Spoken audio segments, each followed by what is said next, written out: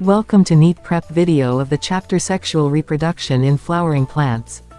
From the Neet perspective, well, it's one of the high weightage chapters for Neet, because about 4 questions on an average appear from this chapter every for the exam.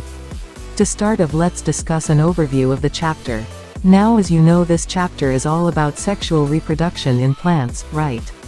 So broadly speaking, we could divide this chapter into 3 major topics, which are pre-fertilization structure and events, double fertilization, post-fertilization structures and events. Of course, each of these has a lot of underlined details, so let's look into those now.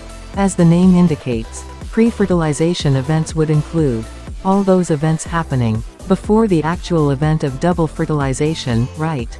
But since you first need to understand the male reproductive structures involved in this, we start off talking about the stamen, microsporangium and pollen grain, and what you need to know here are the detailed structures of all these. And among THSES questions have mostly been about the structure of pollen grain. This is followed by the female reproductive structures, which includes the pistil, megasporangium and the embryo sac. So here you must know all the details of the embryo sac and its formation, especially because there have been a lot question on this. Now, having understood the male and female structures individually, you should be in a position to understand the aspects of pollination. This is in fact the topic that has seen the maximum number of questions from this chapter, and mostly these have based on different kinds of pollination, such as gytonogamy, pleistogamy, xenogamy, autogamy, etc. Following this, we talk about the agents of pollination, which mainly include wind, water and animals including insects. You also need to know examples for each of these. Next, there are concepts such as outbreeding devices, pollen-pistil interaction and artificial hybridization. And among these, outbreeding devices talks about the various examples related to the methods by which inbreeding can be prevented. So these have had about a couple of questions, including one in 2017. Questions related to pollen-pistil interaction have also come up about a couple of times. Artificial hybridization, however, hasn't really had questions so far.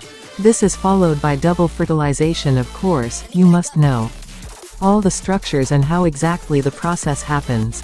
Well, but this concept hasn't really seen many questions in the past, although there was one in 2017. Moreover, I guess it is actually a good concept to ask questions from.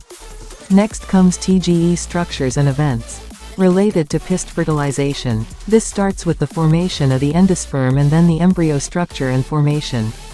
And finally the seed. We also get a basic understanding of how fruits develop and a bit about false fruits, true fruits and parthenocarpic fruits. So questions here have come up from seed and also few about fruit. And these have typically been examples based, as you will see very soon in upcoming videos.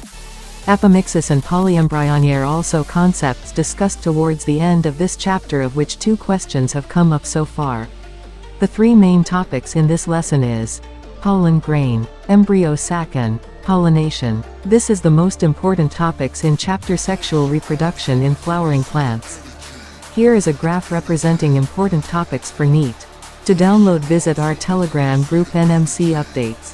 Keep supporting by like, share and subscribe. See you in the next video. Human reproduction.